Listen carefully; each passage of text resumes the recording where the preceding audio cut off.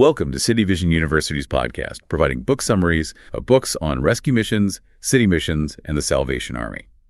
Have you ever had a calling so loud you tried to run 1,000 miles in the opposite direction just to avoid it? Right. Like, I'm talking about a totally visceral, instinctual flight response to the very thing you're supposed to be doing with your life. Yeah, it's a profoundly human reaction, honestly. I mean, we constantly claim to, crave purpose. Yeah. Right. But when that purpose actually manifests, and especially when it demands the sacrifice of our comfort or our logical 5-year plans or our financial security, the brain self-preservation mechanisms just kick into overdrive. We basically choose flight over fight. Absolutely. And that tension between the safe, logical path and the terrifying kind of irrational leap of faith is the bedrock of our deep dive today. We are unpacking the book, Taking It to the Streets Again by Joe Colaizzi. Published back in 2005, right? By the Nazarene Publishing House. Yeah. Exactly. 2005. And our mission today is to explore the incredibly gritty, sometimes completely miraculous, and highly practical realities of urban rescue missions.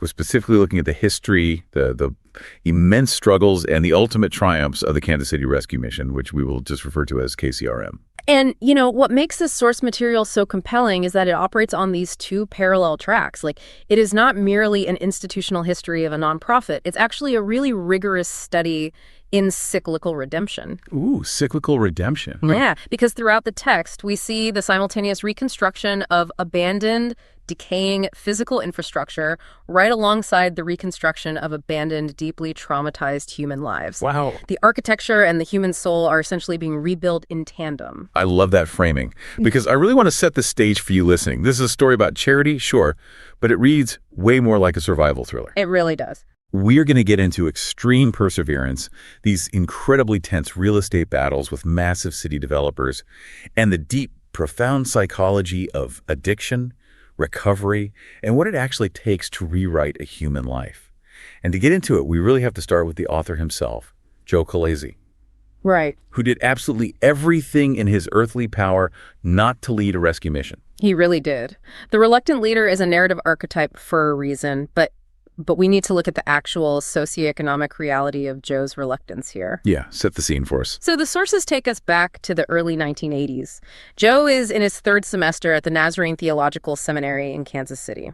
And just for those who might not be familiar with the Nazarene tradition, this is a denomination deeply rooted in the Wesleyan movement. Right, yeah. Which means there's a massive historical focus on social justice and ministering to the impoverished. It's not just about, abstract theology in a classroom. It's about actually getting your hands dirty. Precisely. So Joe is steeped in this theology of service, but his physical reality is basically crumbling around him. He is seriously struggling to keep up with his academic workload. He's working this part-time janitorial job just to scrape by. Oh, man. His wife, Marilyn, is working full-time. They have a 13-month-old son named Joey. So they're exhausted. Completely exhausted. They are essentially destitute, having moved out from New York City where they had left a ministry called the Lambs, packing their entire life into a well-used Volkswagen van when Marilyn was, get this, 7 months pregnant. Okay, the baseline stress level is just astronomical. Off the charts. You have financial insecurity, academic failure looming, and the overwhelming sleep-deprived demands of being new parents in a brand new city. And in the middle of this high-stress survival mode, Joe is sitting in these daily chapel services at the seminary. And this is where it gets interesting. Right. For 4 consecutive days, he hears this distinct, undeniable calling to get involved in a local mission. And his reaction is basically, this is absurd. Like, let's be realistic here. He actively suppresses the thought for 4 straight days. Which brings us to a really fascinating psychological phenomenon that is often referred to as the wilderness experience. Okay, break that down for us. So Joe reaches a breaking point with this internal dissonance. He realizes he cannot find clarity in the chaotic, sensory overloaded environment of his daily life. The human brain, when it's trapped in a cycle of poverty and stress, it operates purely in the immediate present. It's putting out fires. Exactly. You are reacting to the baby crying, the bills arriving, the professor demanding an essay. There is basically zero cognitive bandwidth left for existential reflection or, long-term spiritual discernment. So he literally flees. Like, he decides the only way to process this is to get as far away from Kansas City as possible. Right. He scrapes together $600 money he absolutely does not have, by the way. And he gets on a plane to a place called the Huntersfield Christian Training Center. Which is in upstate New York? Yeah. This is a 580-acre serene mountain retreat managed by his friends Roger and Yvonne Schaefer. It is 1,000 miles away from the noise of the city. And the displacement is the crucial mechanism here.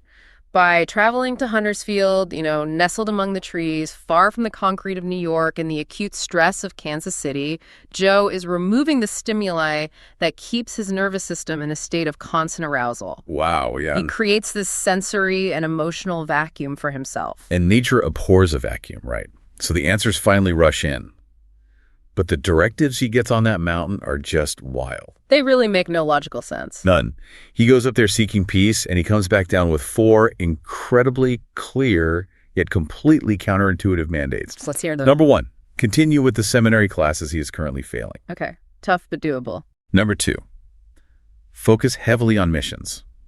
Number 3, quit the part-time janitorial job that is providing their only supplemental income. Wait, quit the job? Yes.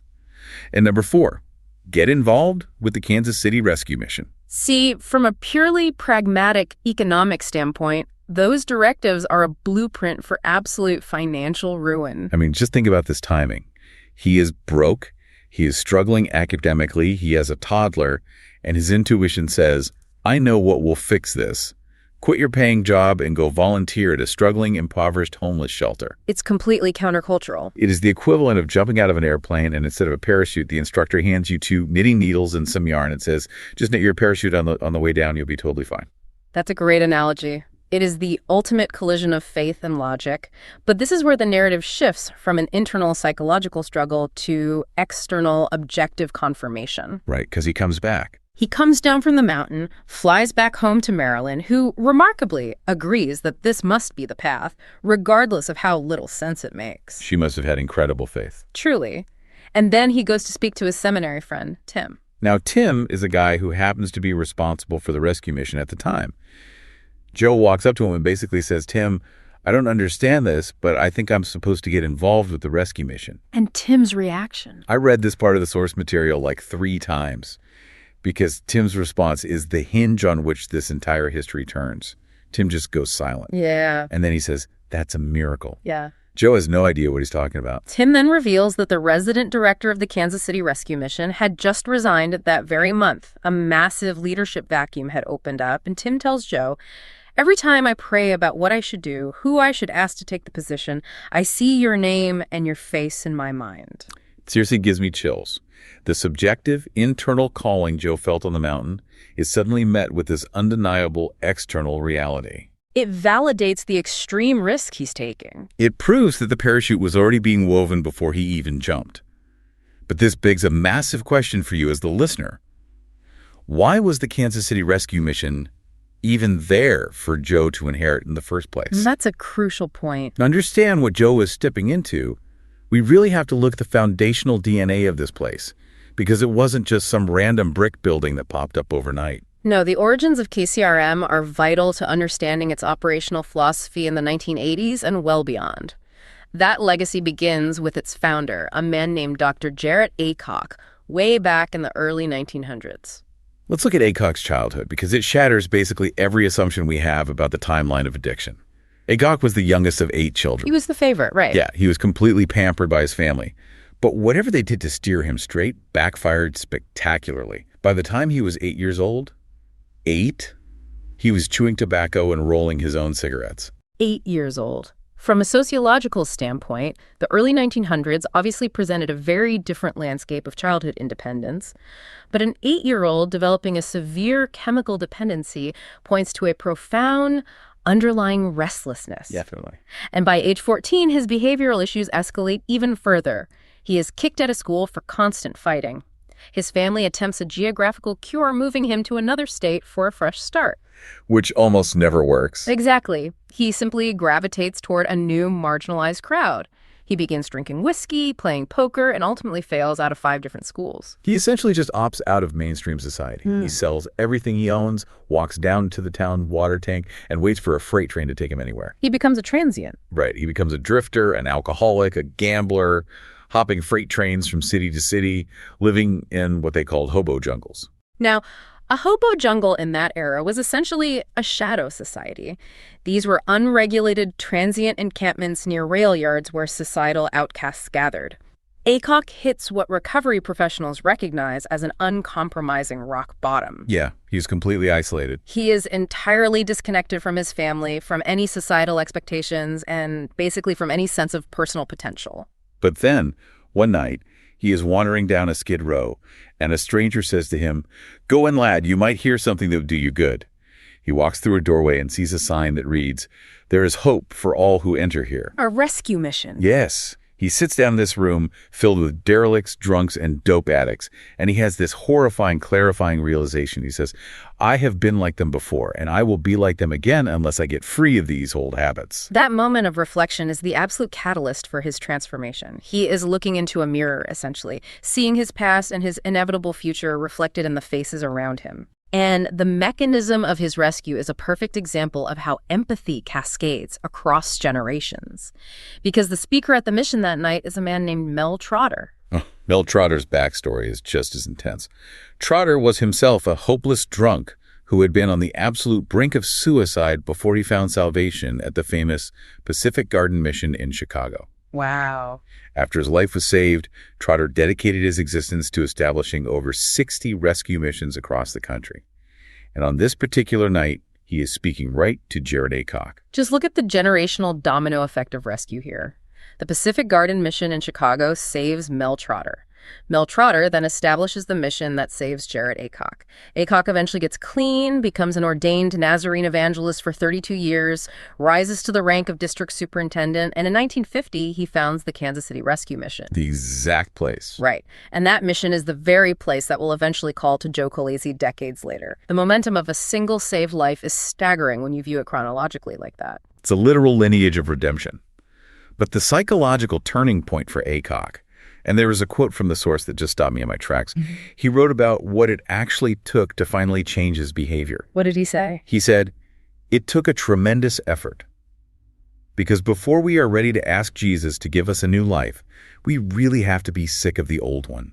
We have to know that the person we have been so pleased with and proud of for so many years, the person we have pampered and almost ruined, isn't really any good at all." Oh, that is profound. Aycock is describing the psychological necessity of ego death in the recovery process. Ego death. Unpack that.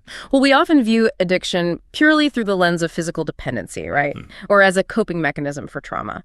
And while those are accurate, sustaining a severe addiction over years often requires a massive self-deceptive ego. Oh, interesting. The addict must constantly rationalize their destructive behavior, manipulate their environment, and fiercely protect the self that demands immediate gratification. That phrase, "the person we have pampered and almost ruined," is so brilliant because we usually think of pampering as a luxury, like a spa day, a good thing. Right. But he is saying that indulging his every destructive whim, protecting himself from the consequences of his actions, is exactly what ruined him. Exactly. Aycock realized that he couldn't just add a thin veneer of sobriety over his existing personality.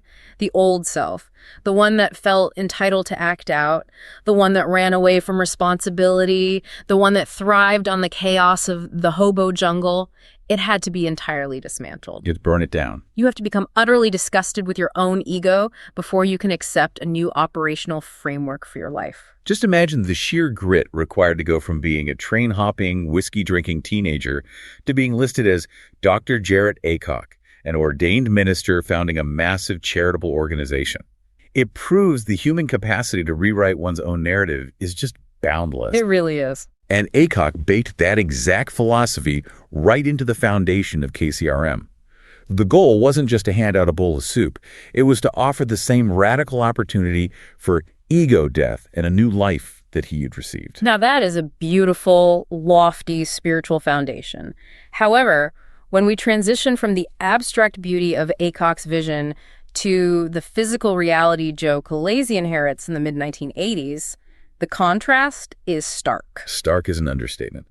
When Joe actually takes over KCRM, the place is physically disintegrating. It's fallen apart. He's stepping into a building where the faucets leak constantly, the lighting is terrible, windows are either completely broken or just missing, and the walls desperately need paint. And what was his budget? His total income that first year to run the entire facility and support his wife and toddler, remember, is less than $32,000. Wow. And 20% of that was only coming because the district superintendent at the time, Milton Parrish, was personally convinced the Lord wanted the mission to survive.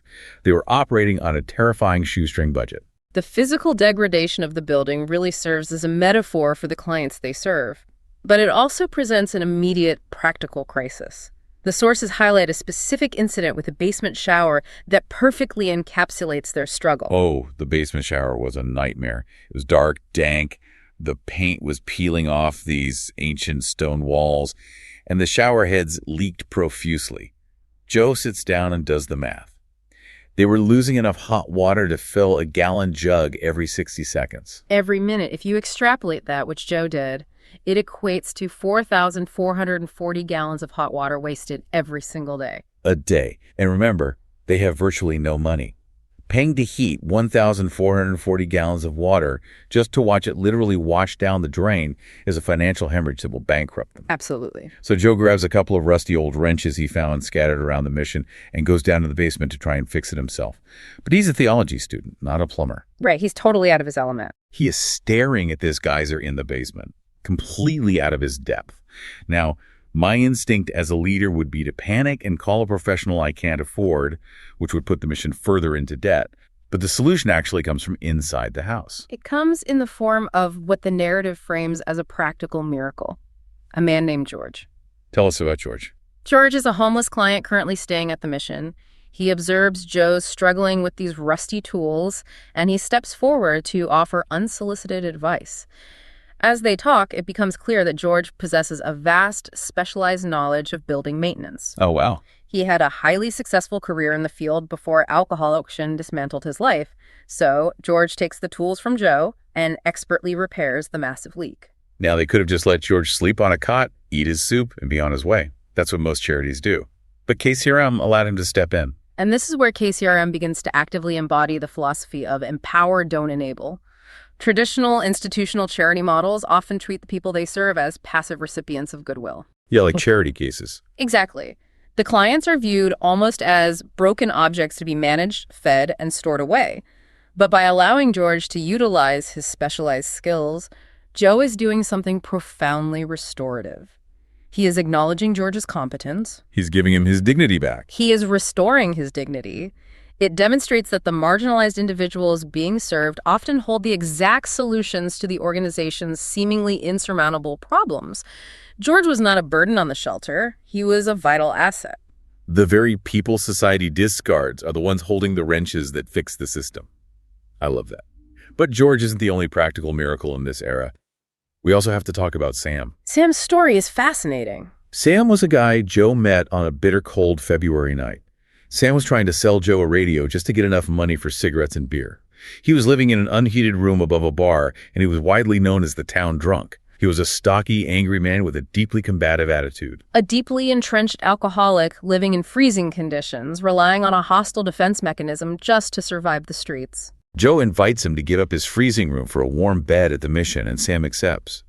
He comes to the chapel altar every night, but his angry, rebellious attitude remains completely unchanged. Right. That is, until the mission receives a donated breathalyzer machine. The introduction of the breathalyzer is a brilliant psychological pivot in the operational history of KCRM. Because suddenly, Sam undergoes this bizarre transformation. One day, Sam spends 45 minutes meticulously scrubbing the mission's ancient stove until it shines. Wow. And he looks at it and declares, well, there must be a God, because he sure did a miracle in this place. Joe is stunned. Even other chronic alcoholics at the mission start telling the staff that the breathalyzer is the best thing you guys ever did. Which sounds completely counterintuitive. I was completely confused reading this. Why on earth would an angry, rebellious addict celebrate a machine that literally tests if they've been drinking and denies them entry if they fail? You would think they would resent it as an infringement on their freedom. It seems entirely paradoxical until you understand the concept of decision fatigue and the neurology of addiction. Okay, unpack the neurology for us. When an individual is suffering from severe chemical dependency, their prefrontal cortex, the part of the brain responsible for impulse control and long-term planning, is severely compromised. Oh, okay. Their entire day becomes a grueling, exhausting negotiation with their own cravings. Should I drink today? Maybe just one? How will I acquire the money? Where will I hide to drink it? It is a constant, agonizing internal battle that drains all cognitive energy. The brain is just on fire with choices from the moment they wake up. Exactly. What the breathalyzer does is entirely remove the burden of that choice. It externalizes the willpower. Externalizes it. Wow. By establishing an immovable, non-negotiable boundary, if you consume alcohol, you freeze outside. If you abstain, you sleep in a warm, safe, clean bed. The mission provided Sam with a cognitive break. Oh, yeah, I see. He no longer had to fight his own compromised brain all day. He merely had to decide to face the machine that night. The strict boundary did not feel like a punishment. It functioned as a protective wall against his own worst impulses. It's like having a strict personal trainer. If I try to work out on my own in my living room, I will negotiate myself out of it after 5 minutes. My knee hurts. I'm tired. I'll do it tomorrow. We all do it. The negotiation is endless. But if a trainer is standing over me counting the reps, the negotiation is over. I just do the work. The breathalyzer was an accountability buddy that never blinked. That's a perfect analogy. Sam even told Joe, having to face this little machine every night forces me to stay sober all day. The very constraint you'd think would make them feel trapped is exactly what created the safety required to heal. And that profound sense of safety allows for genuine community to start forming, which is crucial because managing a rescue mission isn't just about fixing physical pipes or introducing strict boundaries. It involves managing intense, unpredictable human volatility. Volatility is the perfect word. The mission is not a sanitized, peaceful sanctuary all the time. It is chaotic.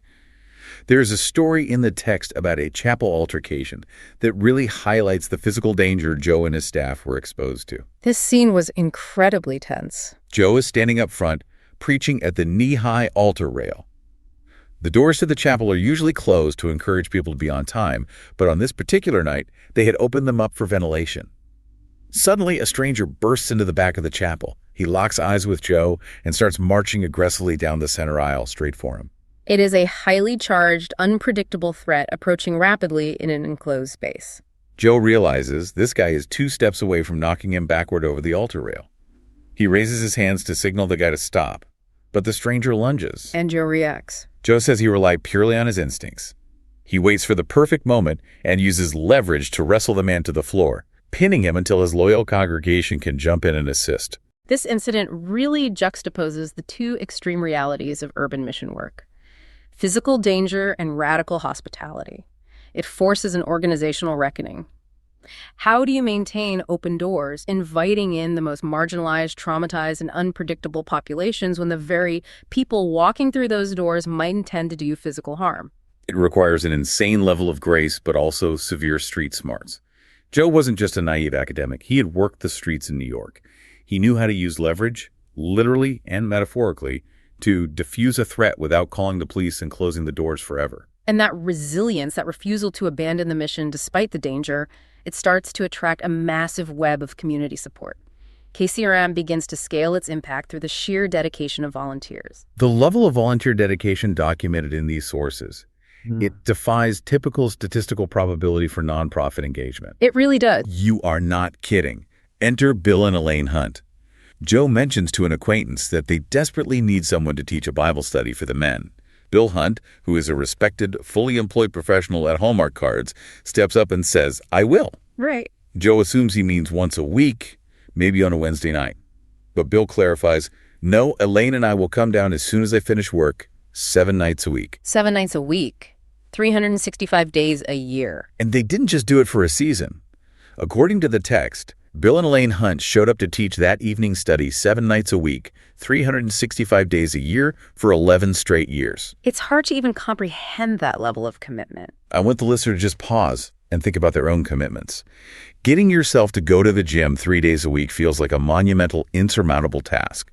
These people gave up every single evening of their lives for over a decade to teach broken men in a gritty shelter. It is staggering. And it speaks to the magnetic pull of an organization that is visibly, tangibly transforming lives.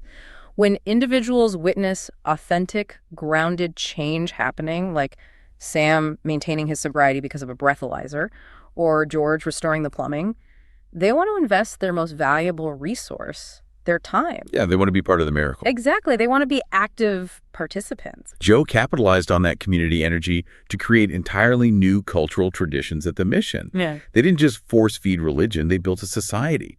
They started hosting a Super Bowl Sunday event. Oh, I loved this part. They would bring in a large screen TV, serve hot dogs, chips, and dips during the game, and then have a halftime gospel service. From an operational standpoint, that is genius. Why do you say that? How is a Super Bowl party operational genius for a homeless shelter?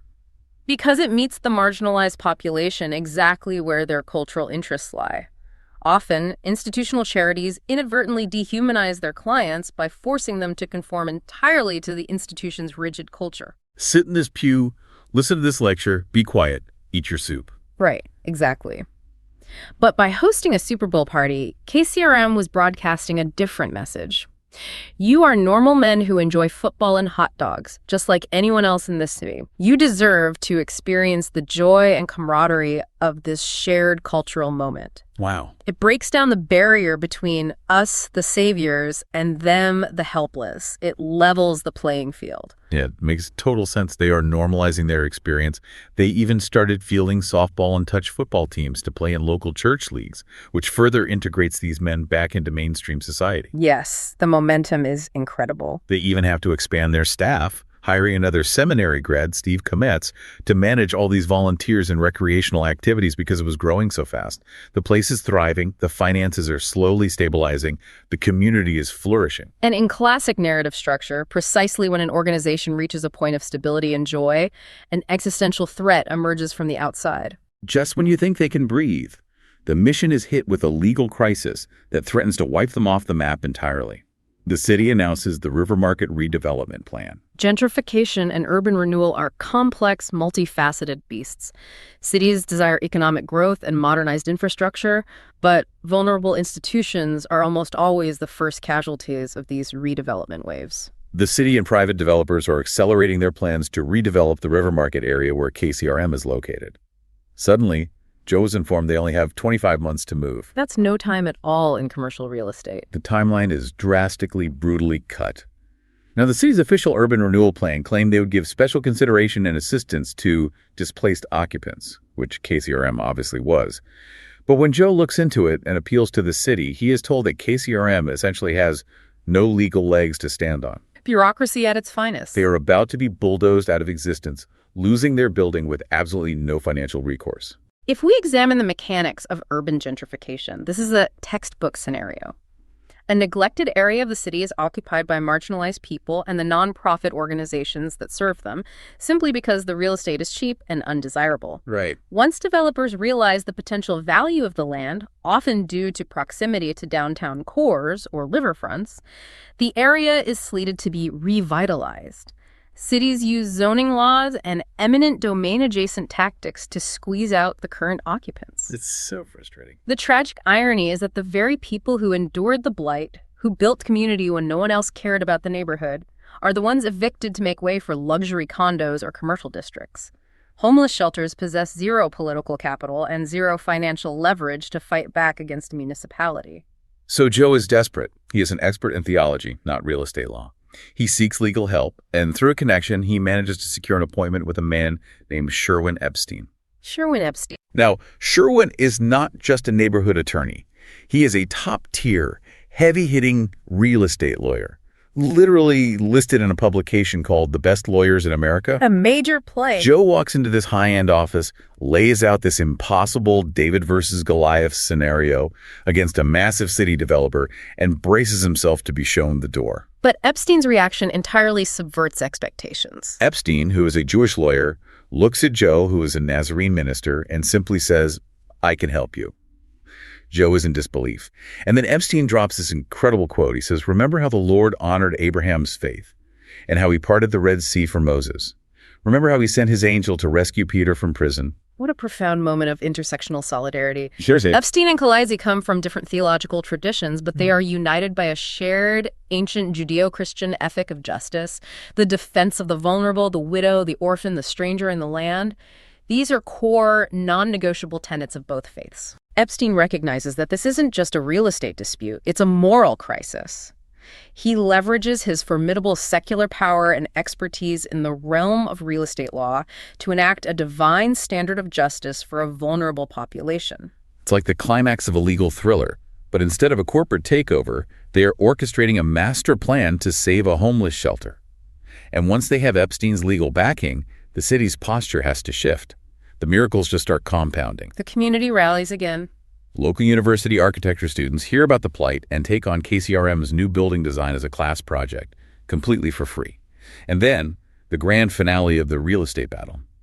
The Maybe Foundation offers a massive $150,000 challenge grant to help them purchase and renovate their new complex. But there's a catch. But it's a matching grant with a razor-thin, hard deadline. Deadlines in philanthropy can be as agonizing as the financial shortages themselves. If you fail to raise the matching funds by midnight, you lose the entire grant. They're coming down to the wire. It is February 28th. The deadline is midnight. Joe and his team are scrambling. And according to the book, at exactly 11:30 p.m., with precisely 30 minutes to spare on the clock before they lose $150,000, they match the funds. Incredible. They secure the grant, and they are rendered miraculously entirely debt-free in their new, upgraded location. And the city's narrative completely reverses. The same municipality that was ready to discard them and claim they had no legal legs now celebrates their resilience. Mayor Emanuel Cleaver actually issues a formal proclamation declaring November 14, 1991 as Kansas City Rescue Mission Day. They went from being an unwanted nuisance in a redevelopment zone to having their own city-sanctioned holiday. It is a stunning administrative and institutional victory. However, the author's very careful not to let the reader get lost in the triumph of the real estate acquisition.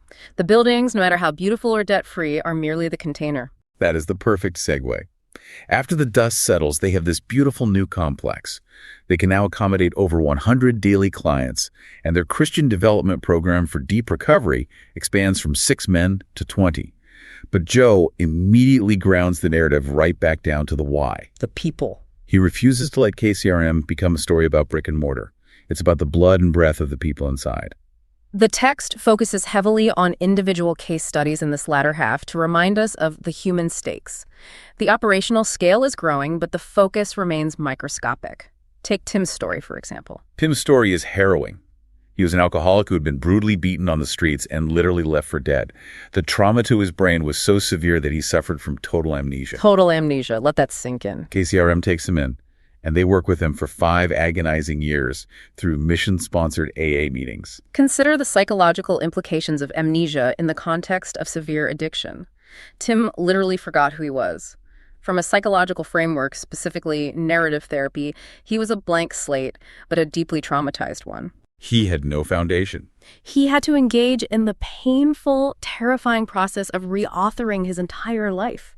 The mission provided the stable, safe environment necessary for him to construct a completely new identity, free from the cyclical reinforcement of his past failures, which he couldn't even remember. And the reauthoring worked. The text notes that Tim gets clean, he does the agonizing work of making amends for a past he barely remembers, and he stays sober for 11 years. Wow. But the most beautiful part is what he chooses to do with that hard-won sobriety. For 7 of those years, he serves as a youth worker for Missouri's Jackson County Family Court System. He is specifically mentoring troubled kids who are walking the exact same destructive path he once walked. The victim became the protector. It is the ultimate realization of Jared Aycock's original vision. The rescued becomes the rescuer. Now contrast Tim's story with Dell's story, which is crucial for dismantling the biases many people hold regarding the homeless population. Dell's story is so important for the listener to hear. Dell's story really shifted my perspective. When we see someone sleeping on the street, the implicit societal bias is to assume they just never tried, or they were always a criminal, or they made bad choices from day one. But Dell was a doxer. He was a 4-year Navy veteran. And after his military service, he settled down and held 2 solid, stable jobs for 28 years. 28 years of societal compliance, economic contribution, and stability. He did everything society asks of a citizen. But then, severe chronic depression hit him. It wasn't a moral failing, it was a devastating mental health crisis. As the clinical depression worsened, he withdrew. He became actively suicidal. The illness took over. Because of this illness, he lost his apartment, he lost his livelihood, and he lost his core sense of self-worth. He became homeless and broken, eventually finding his way to KCRM, just looking for basic sustenance to survive. Dell's trajectory underscores the terrifying fragility of our societal safety nets, particularly for veterans. It proves that homelessness is not a monolithic experience, nor is it always a choice born of rebellion or substance abuse. A medical crisis, in this case an invisible one like severe clinical depression, can entirely derail a quarter-century of stability in a matter of months.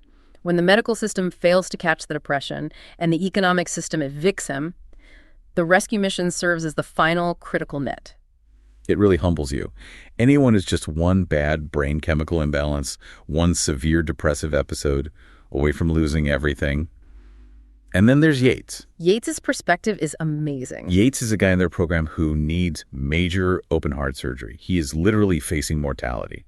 And Joe asks him how he's doing, and Yates just says, I'm still keeping the main thing, staying focused on the Lord.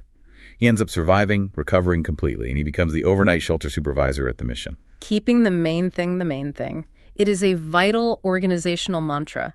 As nonprofits grow, as they secure multi-million-dollar grants and receive mayoral proclamations, it is dangerously easy to succumb to mission drift. Oh, it happens all the time. They get distracted by the shiny new buildings, the press releases, and the administrative bureaucracy, and they lose sight of the actual humans bleeding inside their walls. You see it with grassroots charities that evolve into massive corporate entities.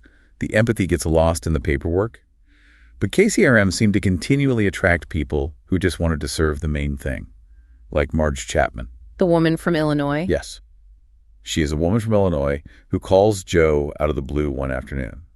She says her intuition is calling her to volunteer at the mission. Joe is incredibly skeptical.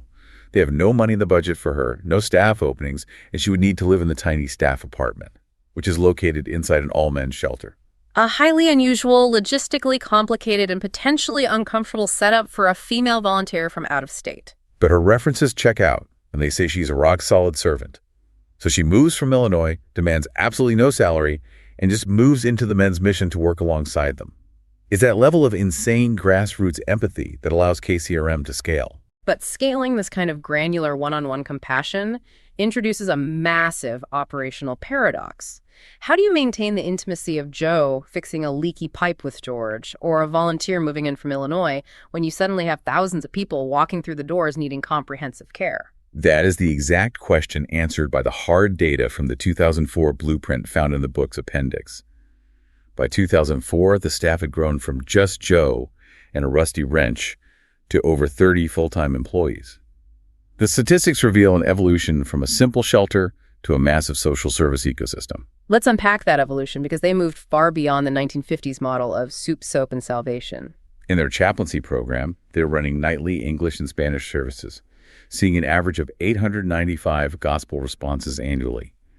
But it's the practical application of that faith that blew my mind. Their case management team isn't just handing out blankets. They're actively assisting an average of 89 people into permanent housing every single year and placing 65 people into stable employment. And crucially, they do not just secure employment for a client and abandon them. They implemented a rigorous program called Steps Towards Success. This program holds employed clients strictly accountable to reach predetermined goals for financial savings. I wanted to ask you about this because banking seems like such a mundane thing, but for this population, it's a massive hurdle. It is a critical hurdle due to the mechanism of financial trauma. Many individuals experiencing chronic homelessness are entirely unbanked. They fear traditional financial institutions because of past garnishments, overwhelming hidden fees, or simply because they lack a permanent physical address required to open an account. Makes sense. By forcing accountability for savings through the Steps Toward Success program, KCRM is actively teaching financial literacy.